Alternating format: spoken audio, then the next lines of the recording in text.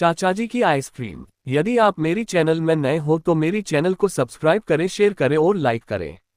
धन्यवाद। कुशल घर से बाहर निकला तो देखा सामने रमेश चाचा खड़े थे। उसने चाचा को देखा और उनके पास जाकर खड़ा हो गया। कुशल, चाचा जी आज कहाँ चलना है? लेकिन रमेश चाचा बिना कुछ कहे आगे चले गए। कुशल बेमन से अपने घर में वापस आ गया। कुशल, मम्मी चाचा अब मुझसे बात नहीं करते, क्या बात है?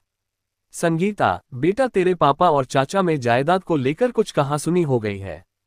हमारा उन लोगों से कोई लेना देना नहीं है। कुशल, लेकिन चाचा तो बहुत अच्छे हैं, हमेशा मुझे स्कूल से लाते थे, वहां आइसक्रीम दिलवाते थे। अब क्या हो गया? संगीता, कहा न उनसे बात मत किया कर, नहीं तो तेरे पापा तुझे बहुत मारेंगे। रघुनाथ जी और रमेश दोनों भाई थे। दोनों की मार्केट में कपड़े की दुकान थी। पिताजी के मरने के बाद रघुनाथ जी और रमेश ने मिलकर दुकान को चलाया था। रघुनाथ जी और संगीता ने रमेश को अपने बच्चे की तरह रखा, उसकी शादी की, लेकिन शादी के बाद रमेश स्वभाव बदल गया। वह दुकान से अक्सर गायब रहता था। दुकान से ज्यादा पैसे ले लेता था। रघुनाथ जी ने कभी कोई हिसाब नहीं रखा, लेकिन कुछ समय से दुकान में घाटा होने लगा। बाद में पता लगा कि रमेश ज्यादा पैसे ले रहा था। रघुनाथ जी, रमेश, जब हम महीने के अंत में बराबर पैसे लेते हैं तो तुम जमाखर्च के पैसे कैसे ले सकते हो? रमेश, भैया मेरी शादी हो गई है, मुझे पैसों की जरूरत थी तो मैंने ले लिए, अब क्या हर काम आपसे पूछकर करना पड़ेगा? रघुनाथ जी घर की शांति को बनाए रखने के लिए चुप रह गए। कुछ दिन बाद पता लगा कि रमेश ने वहीं मार्केट में अपनी अलग दुकान खोल ली है। रघुनाथ जी और संगीता इस बात से बहुत दुखी थे कि रमेश ने बिना बताए ये सब किया। रघुनाथ जी, अरे तुझे अलग दुकान खोलनी थी तो मुझे बताता, मैं खुलवा देता। क्या तूने मुझे बताना भी जरूरी नहीं समझा? और मैंने सुना है तूने इसके लिए कर्ज भी लिया है, चुकाएगा कहाँ से? दुकान चलने में तो समय लगेगा। रमेश, आप मेरा हिस्सा दे दीजिए, उससे मैं अपना कर्ज चुका लूंगा। अब मैं आपके साथ नहीं रहना चाहता। रघुनाथ जी को जैसे झटका लगा। उन्होंने कहा, रघुनाथ जी, तुझे हिस्सा चाहिए तो ले ले, लेकिन ये जो तू परायों जैसा सलूक हम लोगों से कर रहा है ये ठीक नहीं है। रमेश, तो जिंदगी भर आपका गुलाम बनकर रहूं।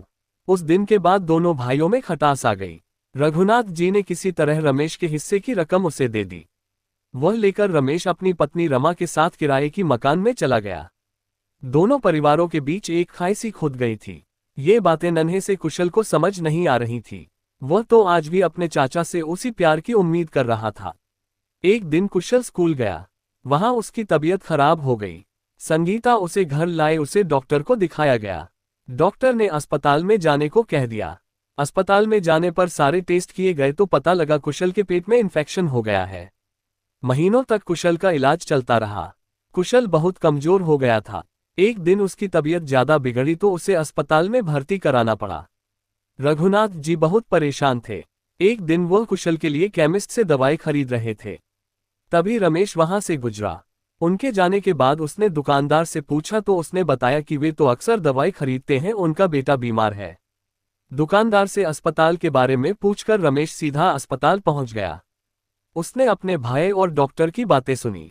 डॉक्टर, देखिए आपके बेटे का ऑपरेशन करना बहुत जरूरी है, आप समझते क्यों नहीं? रघुनाथ, डॉक्टर साहब, मैं पैसों का इंतजाम कर रहा हूं, लेकिन रकम इतनी बड़ी है, मुझे कुछ समय दीजिए। मैंने अपनी दुकान और घर दोनों गिरवी रखने की बात कर ली है, 2 दिन में पैसे आ जाएंगे।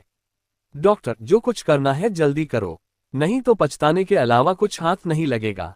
तभी रमेश आगे आया। रमेश, भैया इतना कुछ हो गया, आपने मुझे बताया नहीं। रघुनाथ जी, पता नहीं भाग्य में क्या लिखा है, तू कुशल से मिल ले, उससे अच्छा लगेगा।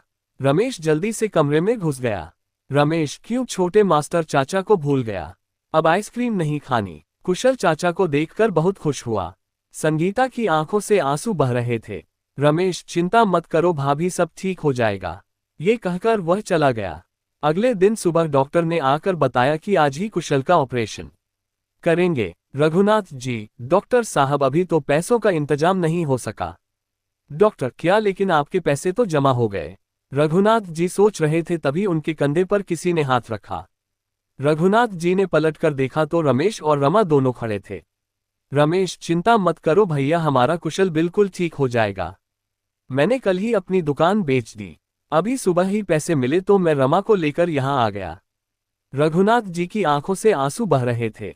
रघुनाथ जी, पगले, ये क्या किया, अब क्या करेगा बिना दुकान के?